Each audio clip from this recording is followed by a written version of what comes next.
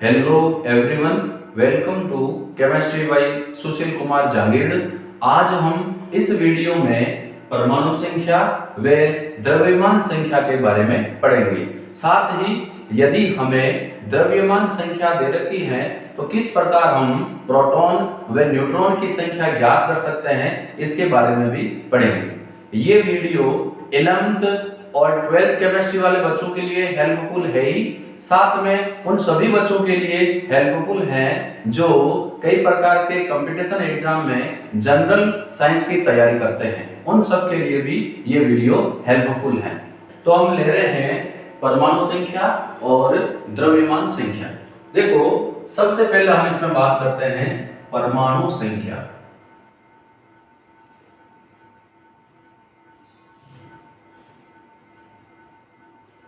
इसको हम रिप्रेजेंट करते हैं Z से। परमाणु संख्या या एटॉमिक नंबर ये क्या होता है? किसी परमाणु के नाभिक में उपस्थित प्रोटॉनों की संख्या ही उसकी परमाणु संख्या कहलाती है। किसी परमाणु के नाभिक में उपस्थित प्रोटॉनों की संख्या ही क्या है?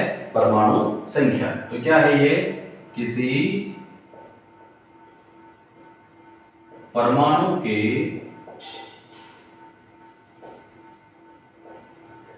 नाभिक में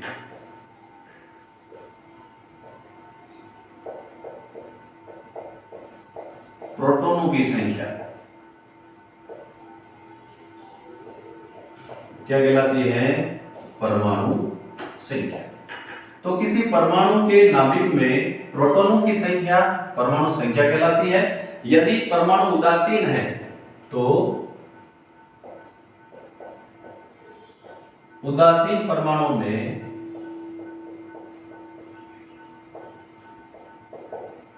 इलेक्ट्रॉनों की संख्या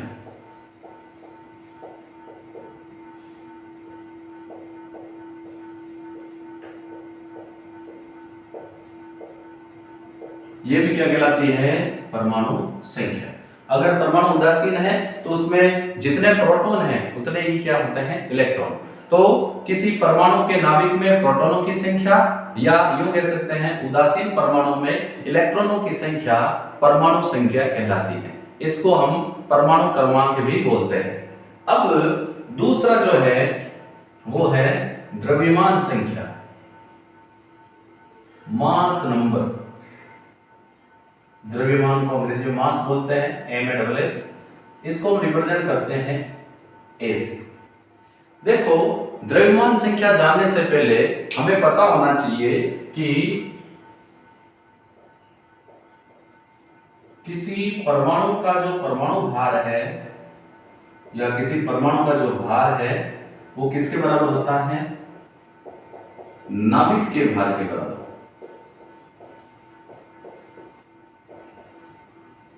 यानी परमाणु का जो भार है वो नाभिक के भार के बराबर होता है। अब नाभिक का भार हमें कैसे पता होगा?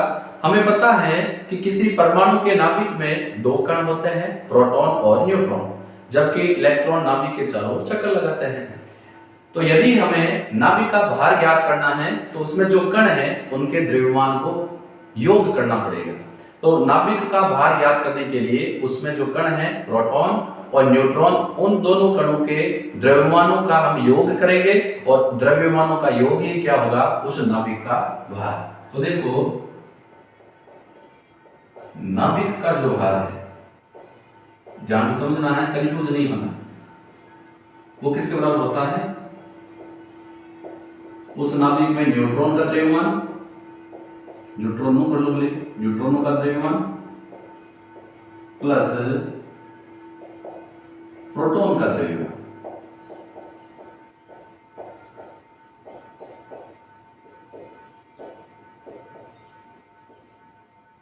तो किसी नाभिक का भार उसके प्रोटॉन और न्यूट्रॉन के द्रव्यमानों के योग के बराबर होता है। अब देखो, नाभिक के जो कण होते हैं इनको हम बोलते हैं न्यूक्लियॉन्स।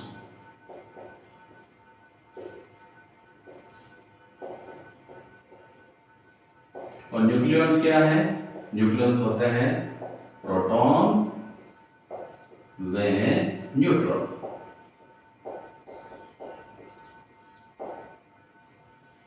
तो जो न्यूक्लियॉन्स हैं वही क्या कहलाते हैं? द्रव्यमान संख्या। तो द्रव्यमान संख्या क्या होगी? किसी परमाणु के नाभिक में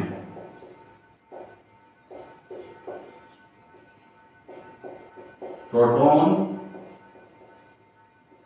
व न्यूट्रॉन की संख्या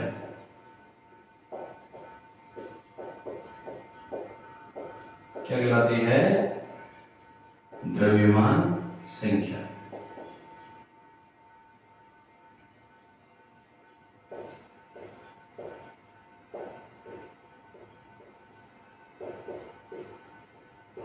यहां तक लाने के लिए मैंने ये ऊपर वाली चीजें आपको बताई। तो द्रव्यमान संख्या क्या होती है? किसी परमाणु के नाभिक में प्रोटॉन व न्यूट्रॉन की संख्या उसकी द्रव्यमान संख्या कहलाती है। या हम कह सकते हैं कि जो न्यूक्लियॉन्स की संख्या है वही क्या है? द्रव्यमान संख्या। अब यहाँ पर आपको कंफ्यूज नहीं होना है कि ये भार क्या है वो क्या है, क्योंकि अब हम पॉइंट पर आएंगे कि दो चीजें हैं, परमाणु भार और द्रव्यमान संख्या। कई बार इनमें कंफ्यूजन होता है ये क्या है। तो द्रव्यमान संख्या तो क्या है? प्रोटॉन व न्यूट्रॉन की संख्या। प्रोटॉन और न्यूट्रॉन की संख्या क्या है? द्रव्यमान संख्या। और परमाणु भार क्या है? परमाणु भार द्रव्यमान संख्या के बराबर होता है।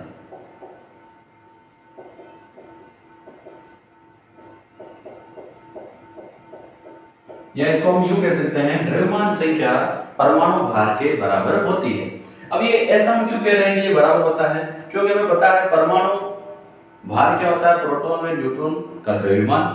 और द्रव्यमान संख्या क्या होती है? प्रोटॉन और न्यूट्रॉन की संख्या। तो सेम चीज होगी। इसीलिए हम ये कह सकते हैं किसी भी परमाणु का परमाणु भार द्रव्यमान संख्या के बराबर होता है। और द्रव्यमान संख्या क्या होती है? प्रोटॉन और न्यूट्रॉन की संख्या का योग। यानी जो द्रव्यमान संख्या है A, ये किसके बराबर होती है? प्रोटॉन की संख्या प्लस न्यूट्रॉन की संख्या। यदि हमें प्रोटॉन की संख्या निकालनी है तो क्या हो जाएगा? द्रव्यमान संख्या में से न्यूट्रॉन की संख्या निकाल दो। यदि हमें न्यूट्रॉन की संख्या निकालनी है तो द्रव्यमान संख्या में से किसकी संख्या निकाल लो? प्रोटॉन की संख्या। यहां पर कंफ्यूज नहीं होना है। A क्या है? द्रव्यमान संख्या।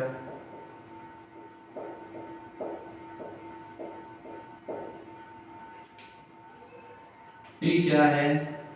प्रोटॉनों की संख्या।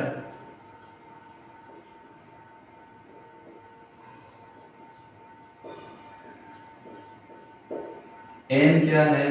न्यूट्रॉनों की संख्या।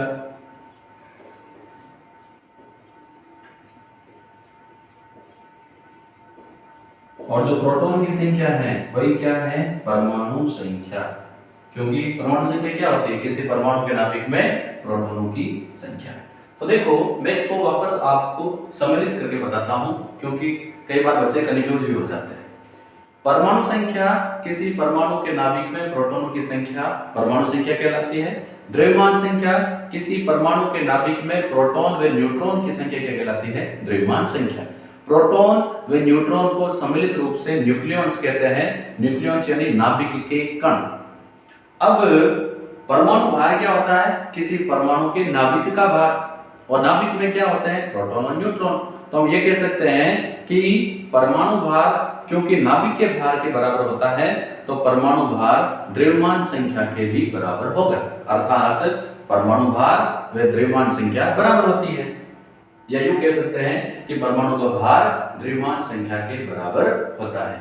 अब फिर सवाल ये आता है कि अगर हमें द्रव्यमान संख्या दे रखी है तो हम प्रोटॉनों की संख्या किस प्रकार निकालेंगे?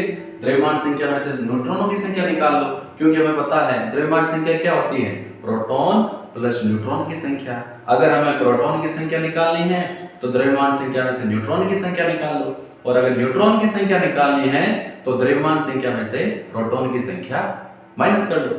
तो किसी परमाणु के नाभिक में प्रोटॉन की संख्या परमाणु संख्या और प्रोटॉन में न्यूट्रॉन की संख्या क्या कहलाती है? द्रव्यमान संख्या।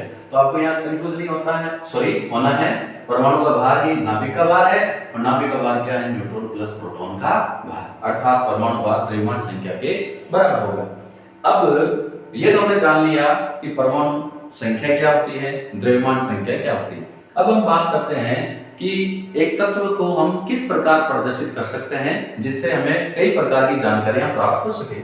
तो तत्व को प्रदर्शित करने का तरीका है x, यहां लिखते हैं z लेफ्ट साइड में डाउन में, और लेफ्ट साइड में अप साइड में लिखते हैं ऊपर की ओर a। तो यहां पर x क्या है? x है तत्व का प्रतीक,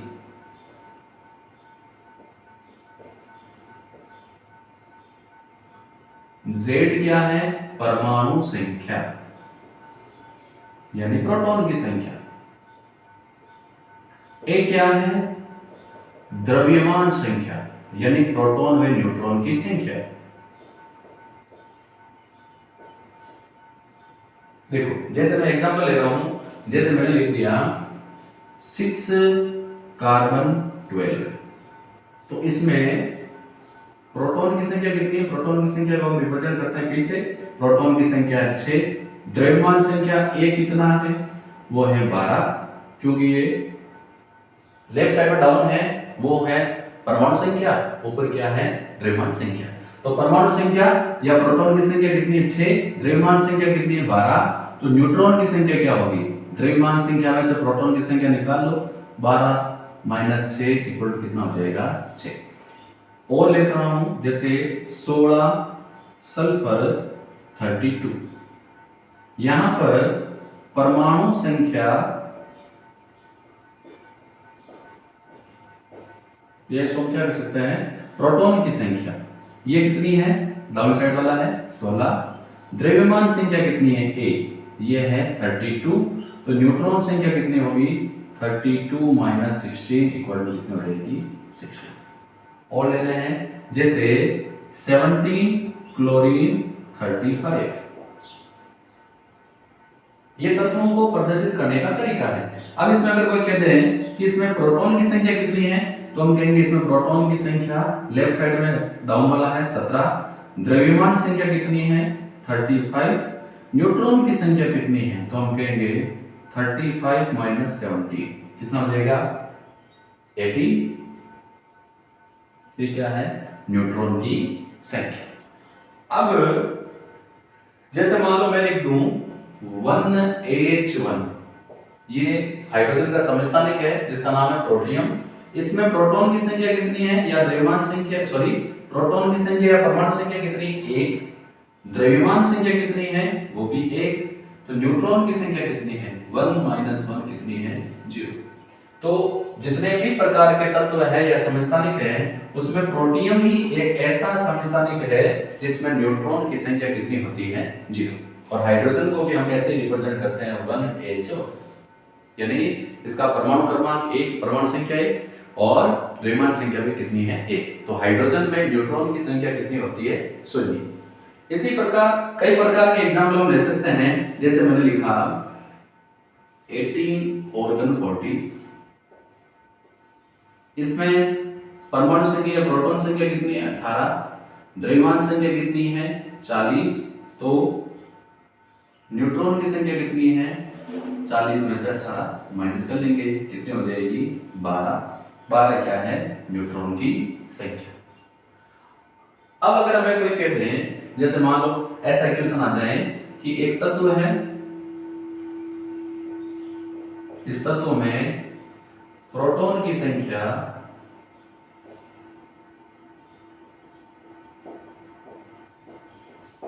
8 व न्यूट्रॉन की संख्या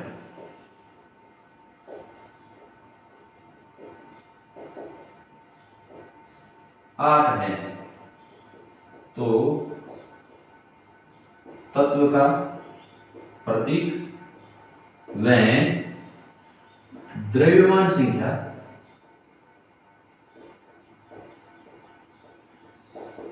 ज्ञात करो।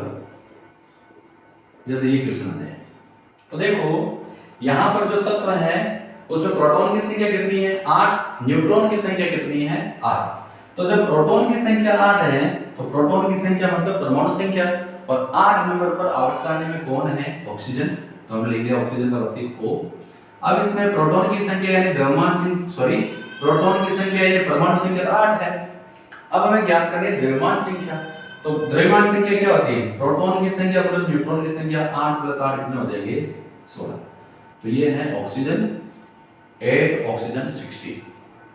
तो किसी भी तत्व या समस्थानिक या समभारिक या सम न्यूट्रॉनिक को जब प्रदर्शित करते हैं तो प्रदर्शित करने का यही तरीका है, पहले तत्व का प्रतीक लिखते हैं, फिर लेफ्ट साइड में डाउन साइड में उसकी परमाणु संख्या लिखते हैं, और लेफ्ट में ऊपर के साइड में क्या लिखते हैं द्रव्यमान संख्या। तो अगर आपको इस प्रकार से कहीं भी प्रतीक मिले तो आपको यही पहचानना है कि लेफ्ट साइड में डाउन वाला परमाणु संख्या या प्रोटॉन की संख्या है, और लेफ्ट साइड में ऊपर जो संख्या दे रखी है वो क्या है द्रव्यमान संख्या। तो इस प्रकार हम परमाणु संख्या, द्रव्यमान संख्या और द्रव्यमान संख्या की हेल्प से प्रोटॉन और न्यूट्रॉन की संख्या भी ज्ञात कर सकते हैं, और एक तत्व को उसके प्रतीक के साथ साथ प्रोटॉन की संख्या व द्रव्यमान संख्या के रूप में प्रदर्शित कर सकते हैं। तो ये हमने बात की परमाणु संख्या और द्रव्यमान संख्या। ये वीडियो भले ही आपको छोटा लग रहा है, लेकिन इसमें कई चीजें ऐसी हैं जो कई बच्चों को पता नहीं है, कंफ्यूजन होता है। परमाणु संख्या क्या है, द्रव्यमान संख्या क्या है, परमाणु भार क्या होता है, इन सब के बारे में कई बच्चों को दिक्कत होती है, इसीलिए मैंने अलग से ये वीडियो बनाया है। ये वीडियो आपके लिए कितना हेल्पफुल रहा, जो वीडियो मैं आपको अवेलेबल करवा रहा हूँ आपको कितना समझ में आ रहा है, या अगर कोई इश्यू है तो आप मुझे कमेंट बॉक्स में जरूर बताएं।